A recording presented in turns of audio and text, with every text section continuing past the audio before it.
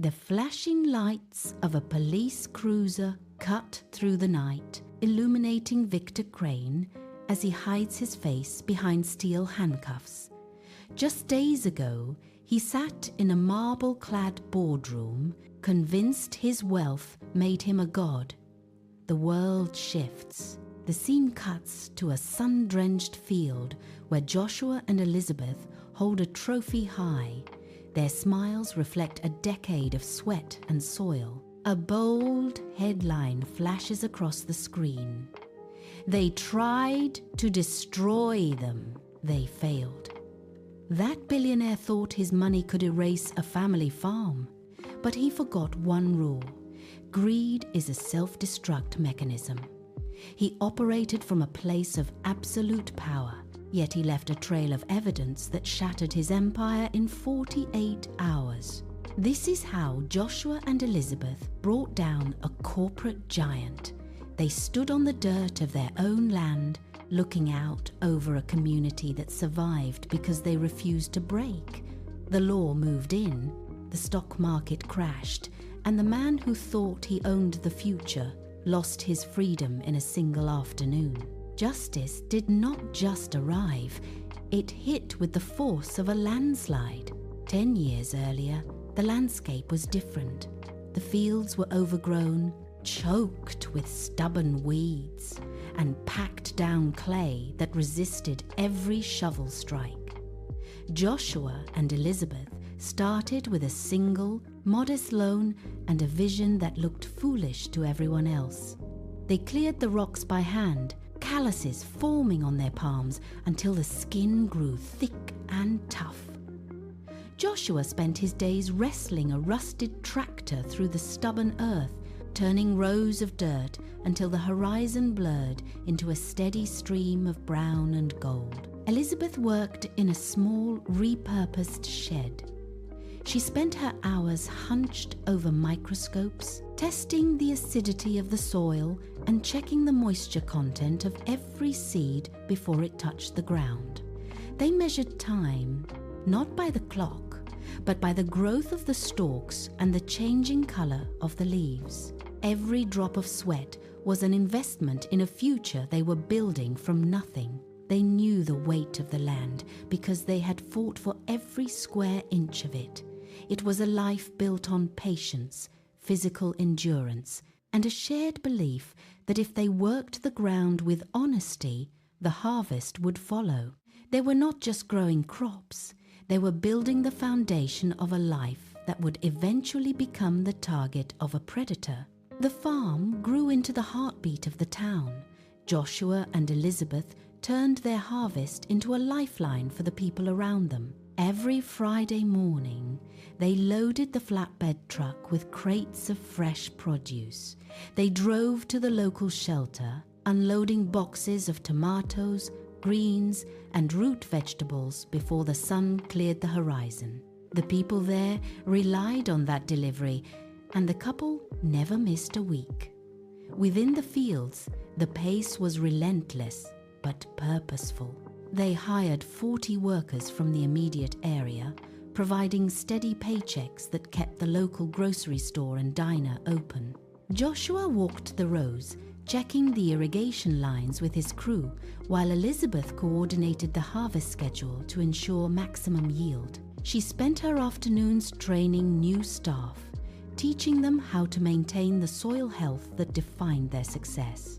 They were not just selling food, they were sustaining families.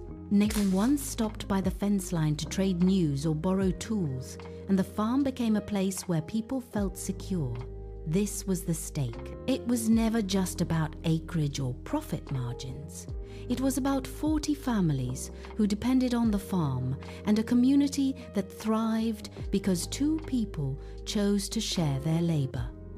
The farm was a living, breathing entity that held the town together, and it was becoming too significant to remain invisible to those who measured value only in currency. Miles away, in a room of glass and cold light, Victor Crane looked at a map of the county. His finger traced the exact boundaries of Greenhaven Farms. To him, The rows of green were not life. They were a logistical obstacle. He analyzed the elevation, the soil density, and the proximity to the town's primary water table. The farm sat on the perfect geological depression for a massive, high-volume chemical dump. It was a site that could store years of industrial byproduct from his company, Apex Agro. Crane stood up and walked to the window, watching the city traffic flow below. He had spent his career turning landscapes into balance sheets, and this land was currently undervalued. He pulled a file from his desk, labeled with the farm's coordinates, and tapped a rhythm against the cover. He did not see the 40 jobs or the fresh produce. He saw an empty basin waiting to be filled with the toxic runoff of his factories. He made a single phone call, his voice low and devoid of hesitation. He authorized the legal team to draft the acquisition papers. The objective was clear. He would erase the farm, bury the chemicals beneath the topsoil, and move on to the next project. The machine of his ambition began to turn, and the farm was already in its path. The sound of a high-performance engine shattered the morning silence of the fields. A black sedan crunched over the gravel driveway, leaving a thick cloud of dust to settle over the rows of greenhouse glass. The vehicle slowed to a stop near the main barn, its polished surface reflecting the sunlight with aggressive intensity. Joshua looked up from his work, wiping dirt from his brow as the driver's side door opened. Victor Crane stepped out, his presence jarring against the backdrop of soil and organic labor. He scanned the rows of crops with a look of cold detachment, his eyes lingering on the workers as if they were merely moving parts in a broken machine. He walked toward Joshua with a steady, practiced gait. He did not offer a greeting. Instead, he pulled a thick, heavy envelope from his side and flicked his wrist. The legal document slid through the air and landed in the dirt at Joshua's feet. Crane stood motionless, his mouth curving into a smirk that radiated pure, unearned authority. He looked down at the paper, then back at Joshua, his gaze holding the weight of his entire corporate empire. The air in the clearing grew heavy. Crane adjusted his grip on his keys and waited for the reaction he expected to see. Joshua did not reach for the papers. He looked at the envelope lying in the dust, then up at the man standing before him. The silence stretched, filled only by the distant hum of a tractor idling near the greenhouse. Joshua stepped forward, kicking the document aside with the toe of his boot. He spoke with a voice that carried no tremor. "Pick it up. This land is not for sale today, and it will never be for sale to you." Crane's smirk vanished, replaced by a tight, rigid line of his jaw. He stepped into Joshua's personal space, his eyes narrowing into thin, predatory slits. He lowered his voice to a dangerous, measured tone, warning that his offer would vanish by half within the week. He spoke of leverage, of frozen credit lines, and of the inevitable collapse of small operations like this one. Joshua didn't blink. He pointed a steady finger toward the gravel driveway and the exit gate. "Leave," Joshua said. The word hit the air with finality. Crane stood frozen for a heartbeat, his composure cracking under the weight of an unexpected refusal. His eyes turned dark, promising ruin. Before he turned on his heel, he climbed into his vehicle, the engine roaring to life with a frustrated, high-pitched whine as he spun his tires in the dirt. The retaliation was not subtle, it was systematic. The very next morning, the town's only grocery store shuttered its doors. A hand-painted closed sign hung crookedly on the glass, damp with the early morning mist. Joshua arrived to make his Friday delivery, but the loading bay remained empty and locked. He hammered on the metal door, but no one answered. The silence was absolute. Before he could return home, a pair of black sedans pulled onto the farm property. 2 men stepped out, carrying heavy leather clipboards. They did not introduce themselves. They began walking the rows of greens, stopping every few feet to point at the soil and scribble notes. They were health inspectors, yet they ignored the thriving crops. They focused on the water runoff, the fence line, and the storage shed, hunting for any excuse to label the operation a hazard. Elizabeth watched from the porch, her pulse quickening as she saw them stick a red violation notice onto the barn door. The neighbors, who usually waved from their driveways, now kept their heads down, pulling their curtains shut as the inspectors circled. The town was closing ranks, and the isolation was becoming a physical wall. Every door that had been open a week ago was now locked tight. The final blow to their operation arrived with the morning mail.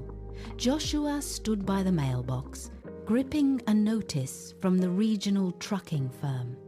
They were the only logistics partner for miles, and they had just terminated their contract, citing sudden liability concerns. Joshua pulled his phone, dialing the coordinator he had worked with for years. The line clicked, a voice barely registering as human. "We have orders to pull all assets from your sector effective immediately." The line went dead. Joshua walked to the greenhouse, his boots crunching on the gravel. Every crate they had prepared for the Friday market sat stagnant on the loading dock. The produce, once a source of stability, was now becoming a ticking clock of waste. He watched the sun climb, knowing that without transport, the entire season's yield would rot in the dirt within days. He climbed into his truck, drove to the main road, and found the access gate chained shut. A new padlock hung from the iron bars, heavy and cold. There was no way out. The farm was no longer a place of production. It was a cage. Joshua leaned his forehead against the steering wheel, the silence of the empty road pressing in from all sides. They were completely cut off. Inside the house, the air felt thick, stagnant with the scent of dry paper.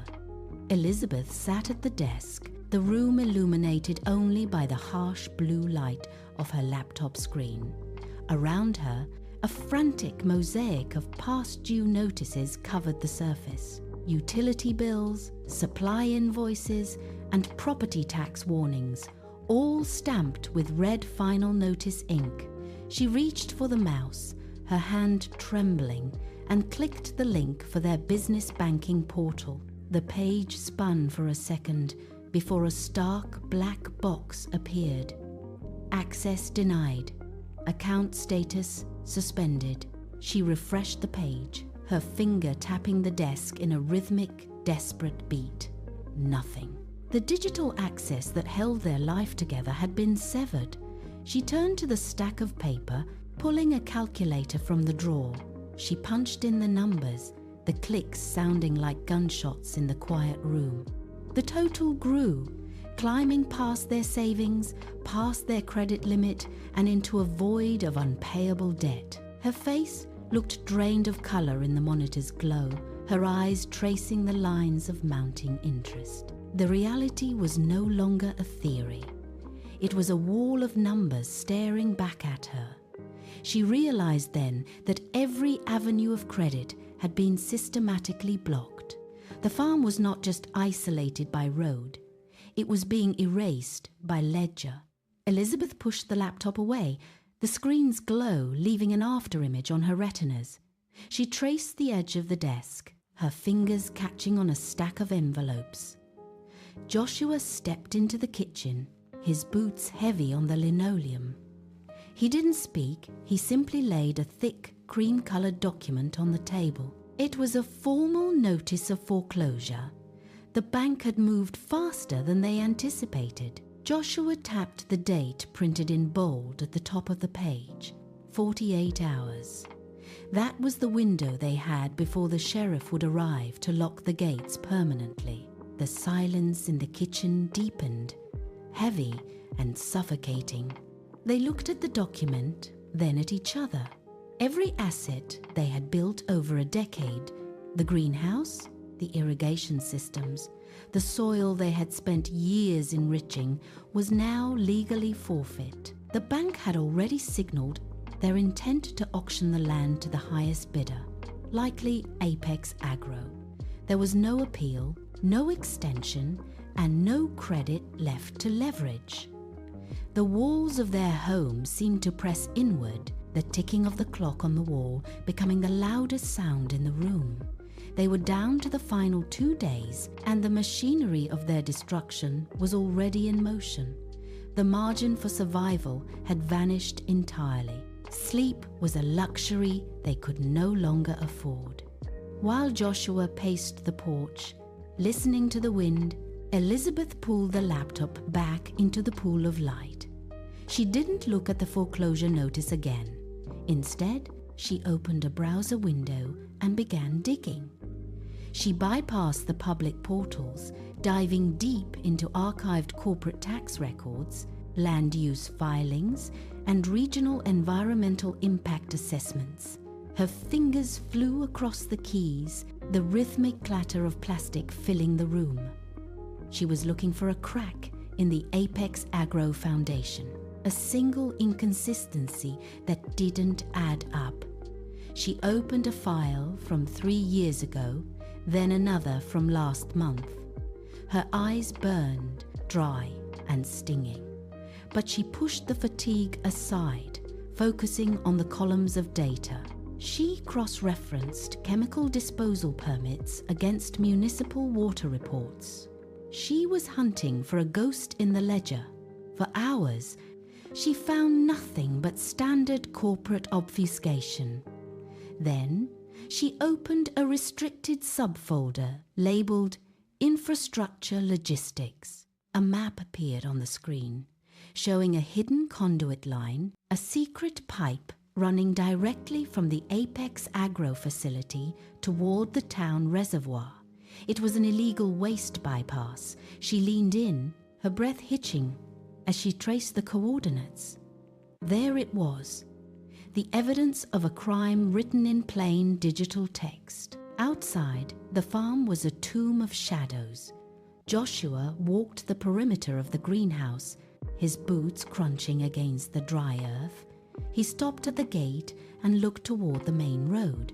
No traffic, no movement, just the hollow, rhythmic thrum of crickets that seemed to mock the urgency of their situation. He returned to the kitchen, the screen of the laptop casting a stark white light across the table. The digital clock in the corner of the monitor showed 46 hours remaining. Every minute felt like a physical weight settling onto the floorboards.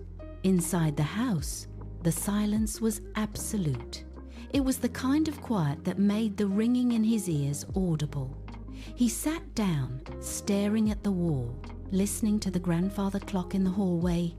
Each tick was a hammer blow against their remaining time. They were trapped in the dead center of the night, waiting for a dawn that promised only the arrival of the sheriff.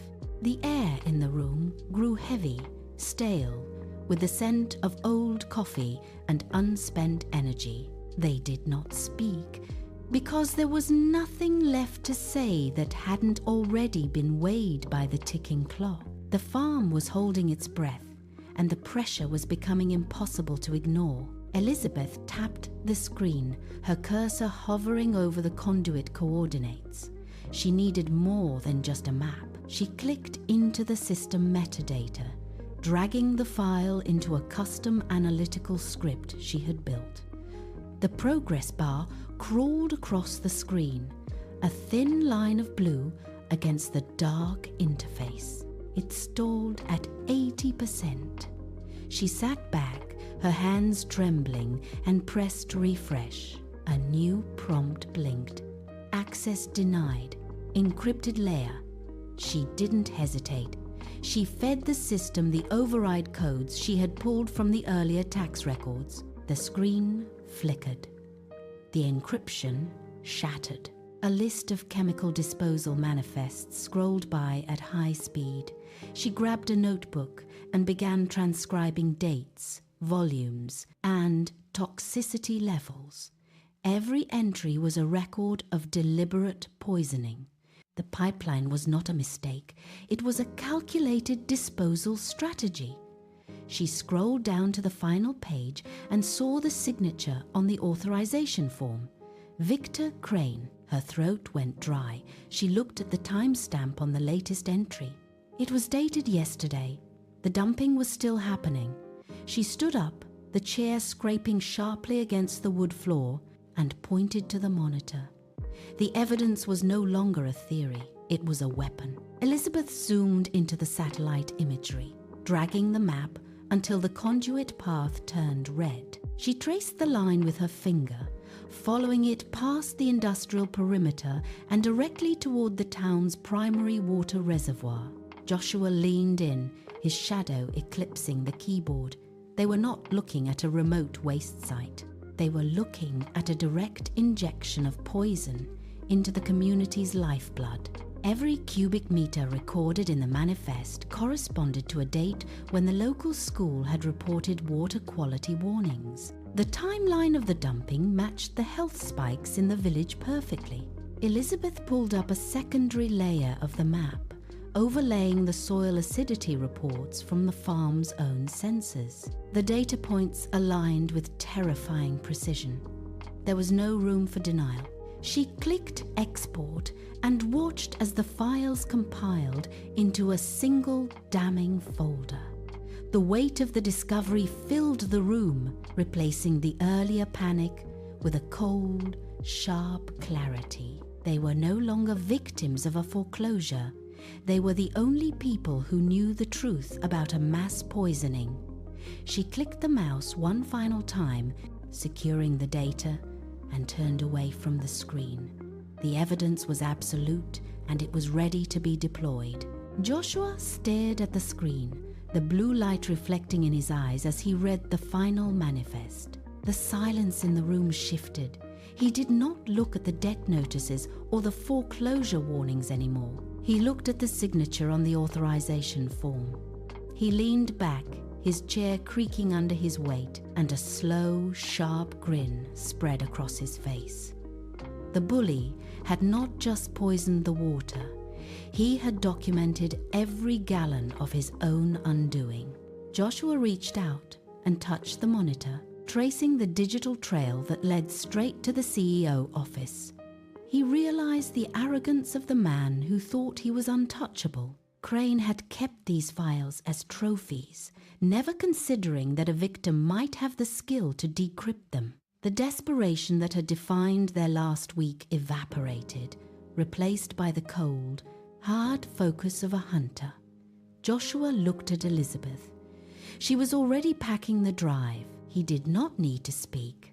The weapon was in their hands, forged by the very greed that tried to bury them. He stood up, pushed his chair back, and walked to the window, watching the moonlight hit the fields. He knew exactly where this evidence was going, and he knew that for Victor Crane, the end had just begun. Joshua grabbed the keys and threw them to Elizabeth. They knew the local sheriff was in the pocket of the corporation, so they drove past the precinct without slowing down. They spent 3 hours on the interstate, keeping the digital drive shielded in a heavy case. Every mile put them further from the reach of the local corruption. They reached the federal building just as the morning shift arrived. The lobby was sterile, cold, and entirely outside the influence of the boardroom.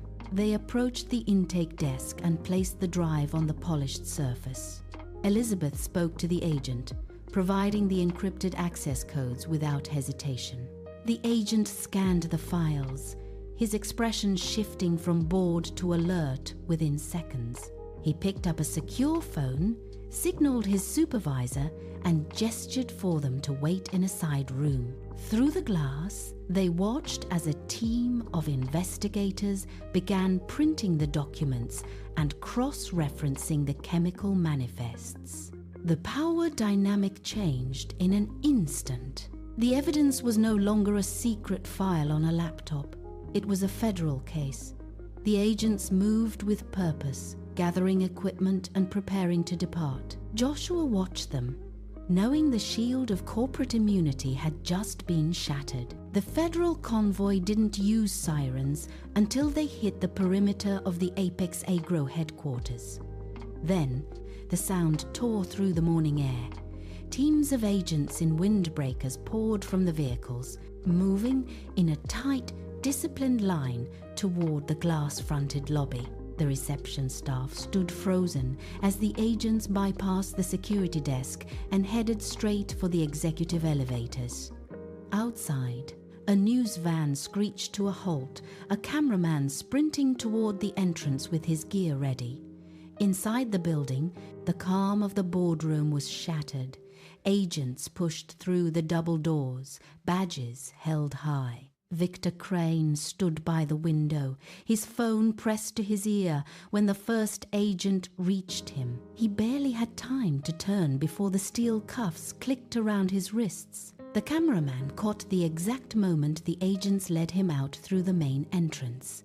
The news anchor's voice cut through the live broadcast, announcing the charges of environmental fraud and perjury to the entire region. People stopped on the streets to watch the screens. The man who had once commanded the town from behind a mahogany desk was now being shoved into the back of a black and white cruiser. The raid was clinical, fast, and absolute. The ticker tape at the stock exchange turned crimson within minutes of the arrest. Apex Agro shares plummeted, shedding value faster than the trading algorithms could process. On the top floor of the corporate tower, the remaining board members met behind locked doors. They did not discuss a defense. They discussed a strategy of abandonment. One by one, they issued press releases distancing themselves from the CEO, scrubbing their names from the company's recent filings. Down on the trading floor, the sell orders piled up until the stock hit zero. The company was no longer a powerhouse. It was a digital ghost. Investors liquidated their positions, leaving the treasury empty. In the glass-walled conference room, the lights flickered and dimmed as the utility providers cut power to the headquarters. Victor Crane sat in a holding cell, staring at a static television screen. His phone, once a direct line to every major bank in the country, sat silent on a metal table. There were no incoming calls. No lawyers rushed to his side. His board of directors had stripped his access codes, locked his accounts, and erased his authority. The empire he built on deception had collapsed under its own weight, leaving him with nothing but the cold concrete of his cell. The heavy silence that once hung over Greenhaven Farms finally lifted. With the legal settlement secured, the transformation began. The rusted tractor was replaced with new machinery that hummed with steady precision. The greenhouse, once neglected under the pressure of foreclosure, now teemed with life. Rows of vibrant crops stretched toward the horizon, their leaves heavy with the morning dew. The air changed, carrying the sharp, sweet scent of a fresh harvest rather than the metallic tang of industrial chemicals. Neighbors who had once kept their distance now walked the perimeter fence, offering hands for the picking. Tables were set up under the shade of the old oaks, loaded with baskets of produce. Laughter echoed across the fields as the community gathered to share the bounty. Joshua and Elizabeth moved through the rows, checking the irrigation lines and inspecting the soil. The land was no longer a target for development. It was a sanctuary of production. Everywhere one looked, the cycle of growth had resumed with double the vigor. The threat that had once loomed over the property was gone, replaced by the steady, rhythmic labor of a farm that had survived the storm. The soil was rich, the harvest was plentiful, and the farm stood as a testament to the endurance of those who refused to yield. Joshua and Elizabeth stood at the edge of the north field, the sun dipping low enough to cast long shadows across the rows of stalks. They watched the community members packing up, the sound of wooden crates stacking against the tailgates of trucks. Their hands were stained with the dark earth of the farm, a permanent reminder of the season that almost broke them. Joshua wiped his forehead, his eyes fixed on the horizon where the property line met the woods. He looked at Elizabeth, who was checking the gate lock one final time. They had survived because they refused to trade their principles for temporary safety. The lesson was clear. Honesty is not just a moral preference. It is a force of nature that eventually levels everything built on deception. They walked back toward the farmhouse, the gravel crunching under their boots. Their struggle proved that truth carries its own momentum.